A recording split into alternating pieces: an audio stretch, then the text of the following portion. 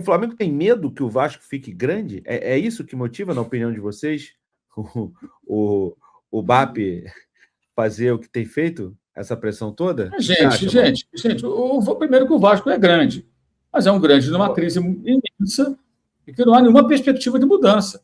E a simples venda para alguém, a venda da SAF, não é a solução do problema. Inclusive, o Walter Monteiro, que é um advogado rubro-negro, ele leu lá a proposta e outro dia colocou lá no X, o Fabrício também leu, ele até colocou lá os valores até prometidos dos aportes, que não são assim tão significativos. Enfim, pode salvar o Vasco? Do pior, pode resgatar mas resgatar o Vasco, montar um time fortíssimo, há uma enorme distância entre isso e entre a realidade e esse sonho. E não se iludam. Que o Botafogo, gente, olha o Botafogo que aconteceu. Também tem recuperação social. O dono, aliás, agora, o novo dono da SAF, né, que está comprando, se apresentou ontem, foi uma matéria. Vamos formar uma grande equipe e tal. Não é o perfil do que ele faz, né, nos seus negócios, que é comprar a empresa quebrada, recuperar e vender. Vamos ver o que vai acontecer, né? Se vai ser isso mesmo, tudo. É a troca do quê? Com que expectativa? Pretende faturar como? Né? Analisando aí o potencial de faturamento do clube e sua dívida colossal. Na verdade, a situação é terrível do Botafogo. Também. Terrível. E tanto o Botafogo como o Vasco, eles se aventuraram assim no primeiro que apareceu para comprar a SAF e, vamos lá, acreditaram nos caras. A diferença é que o Botafoguense ainda teve uma alegria, né? 2. O Vascaíno nem isso. E aí, Kika, o Flamengo tem medo do Vasco, na sua opinião? Cara, não dá nem para responder isso pelo seguinte. O que exatamente ter medo? Que o Vasco supere o Flamengo, seja do mesmo tamanho? Não sei. Esse processo, qualquer pessoa que tenha lido o documento sabe que esse processo não vai trazer o Vasco ao potencial que o Vasco tem. O projeto lá, o Almirante, não vai trazer o Vasco para o potencial que o Vasco tem. Pelo menos não nos próximos 5 ou 10 anos. O problema do Vasco é muito mais profundo do que parece conter entre os torcedores do Vasco. Os torcedores do Vasco pensam que o problema não é tão sério, o problema é seríssimo. E o problema pode se tornar ainda mais sério com essa questão desse empréstimo que o Vasco tem para sobreviver nos próximos dias, né? Que foi recusado. Então, o Vasco tem problemas muito sérios e a quantidade de dinheiro que a Almirante vai colocar não vai colocar o Vasco na posição que a torcida espera, nem que a história do Vasco sugere. Fato, tá lá, tá escrito, os números estão lá. Eu também acho. Deixa eu dar uma olhada aqui Na verdade, assim, quando as pessoas falam isso, assim, é tão pueril, né? Vamos falar português, claro. Está com medo, gente. Pelo amor de Deus, né? Vamos ter uma conversa de adulto, né? Isso aí já... Está com medo de quê? E aqui ninguém está falando como torcedor, estou falando sobre o futebol, sobre a desgraça dos clubes grandes que seguem nessa situação e que nada é feito para recuperar um grande clube. Todo mundo espera tudo com facilidade e imediatismo. Eu quero rapidamente vender o meu clube para alguém que chega aqui e põe dinheiro. Não é assim. Ontem nós vimos, por exemplo, o Cruzeiro. O Cruzeiro é quebrado. Agora está nas mãos do quê? De um milionário que ama o clube e que não está poupando esforços financeiros. Mas é um clube, hoje um time de futebol, um time de futebol. A sua força depende fundamentalmente de um homem. Enquanto ele quiser pôr o dinheiro lá, terá bons times. Se ele não puder mais ou não quiser, não terá mais. E é isso. Aí eu vi hoje, inclusive, assim, desabafo de alguns torcedores do Cruzeiro. Até achei engraçado, como são ingênuos os torcedores de futebol em geral, não só do Cruzeiro, como do Flamengo também, qualquer um. Muitos deles, as pessoas não pensam. Porque é um absurdo, porque o dono da SAF disse que... Ele foi muito maduro, inclusive. Eu achei muito maduro a entrevista dele. Foi boa. Cara, não jogamos bem, o time tem que ser melhor que o nosso. Nós estamos construindo uma equipe e o Flamengo já está montando há mais tempo. Ele foi muito consciente. Muito consciente. Sabe, não ficou reclamando, tudo, entendeu. E certamente dali, o Pedrinho, cara, as pessoas que trabalham com ele falam isso, pessoas que estão trabalhando com ele me falaram isso já. Ele está aprendendo o futebol, porque ele é um homem do varejo, do mercado. Ele fala isso. Ele fala E isso. ele está aprendendo no futebol. Ontem ele aprendeu mais um pouco. Cara, existem times no patamar, para eu chegar lá, eu vou ter que continuar investindo. Vai levar mais tempo. Tempo, trabalho e dinheiro. Né? E é isso. Ele ontem saiu do Maracanã certamente com 1000 coisas que ele está pensando. Isso é bom para o Cruzeiro, enquanto ele estiver disposto a colocar dinheiro. Aí o torcedor lá do Cruzeiro, porque ele falou que vai torcer pelo Flamengo, o cruzeirense não pode torcer para o Leonardo Jardim. Aliás, eu acho isso de uma baixíssima autoestima. O Leonardo Jardim não ganhou porra nenhuma no Cruzeiro, não fez nada demais pelo Cruzeiro, fez um trabalho bom, razoável, mas na hora decisiva o time não foi a lugar nenhum, perdeu para o Corinthians, com o Gabriel perdendo pênalti na Copa do Brasil, perdeu a chance de ir para a final contra o Vasco. No Brasileiro não brigou pelo título por conta de perda de pontos para times rebaixados ou quase dentro de casa, Ceará, Sport, Santos. Né? Entre outros jogos que o time perdeu pontos, a reta final foi péssima no campeonato. Então, o Leonardo Jardim não fez um trabalho excepcional, não é um técnico histórico do Cruzeiro. E as pessoas estão preocupadas com ele. Se eu fosse cruzeirense, eu estava andando por Leonardo Jardim, preocupado com o meu atual técnico, meu time, pô, que se dane, que vai embora, vai para onde você quiser. Aí a preocupação, aí não pode torcer. Amigo, ele faz o que ele quiser. Primeiro, porque ele é um adulto, ele torce para quem ele quiser, né? E seca quem ele quiser. Segundo, ele é o dono.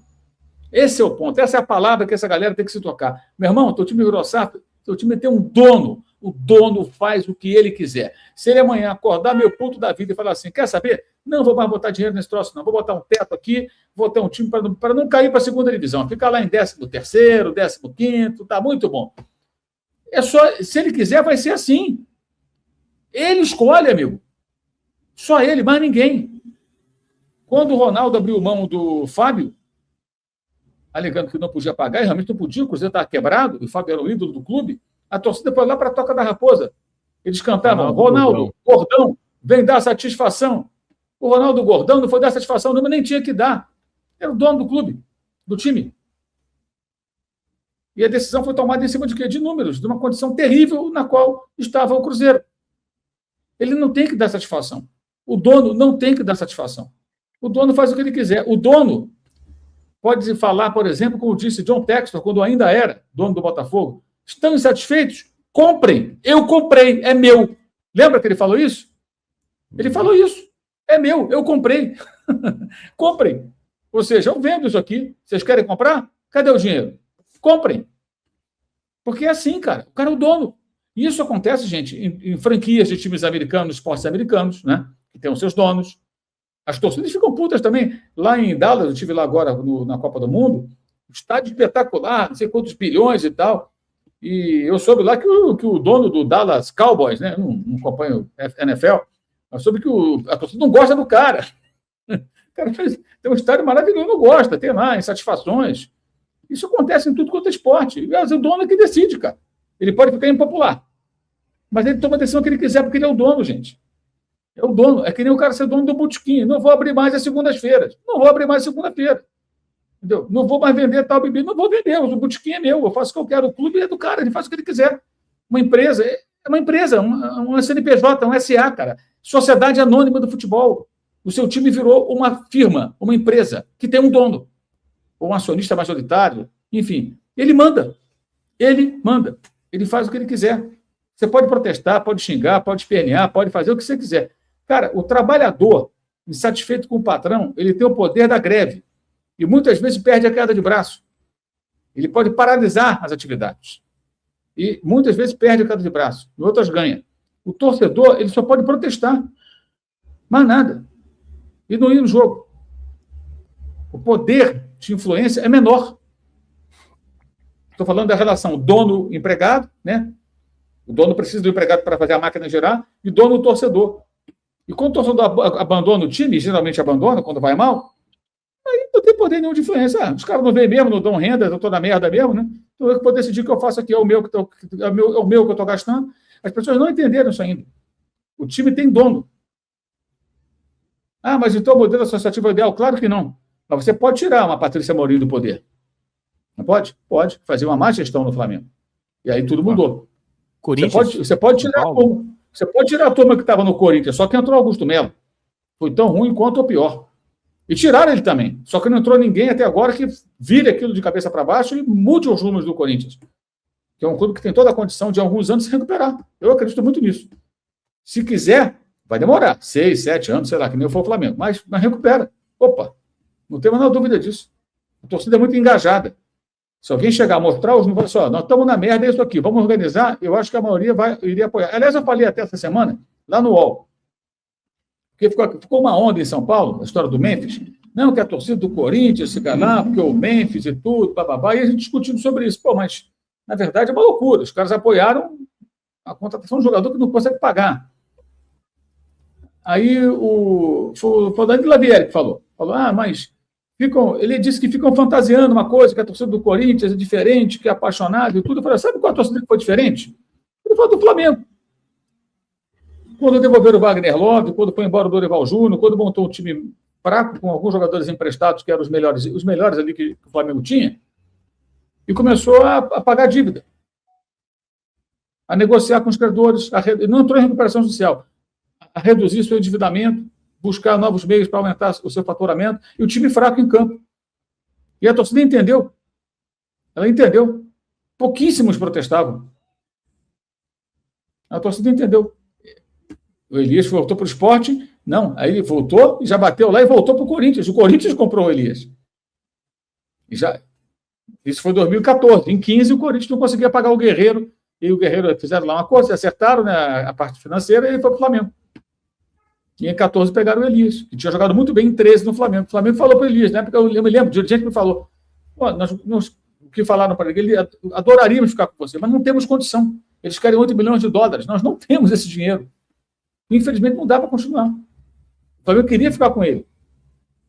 E a torcida não protestou, não, hein? Não teve ninguém lá pichando o muro, reclamando, o Elias tem que ficar, que nem foi com o Memphis. E o Elias foi importantíssimo para o Flamengo ganhar a Copa do Brasil, no momento de dificuldade do clube.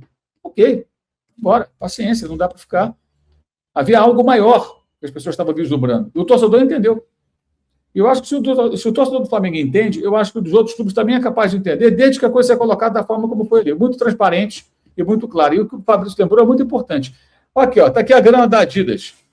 Pô, vamos contratar um craque? Não, vamos devolver o Wagner Love, vamos levar o dinheiro lá no governo e falar assim, olha, eu trouxe essa mala de dinheiro aqui para pagar um pouco do que eu estou te devendo. Podemos negociar aqui? A grosso modo foi o que o Flamengo fez. E não houve protesto, hein? Houve reclamação de um ou outro, mas assim, não houve protesto em massa. A torcida entendeu. Isso tem que ser sempre lembrado.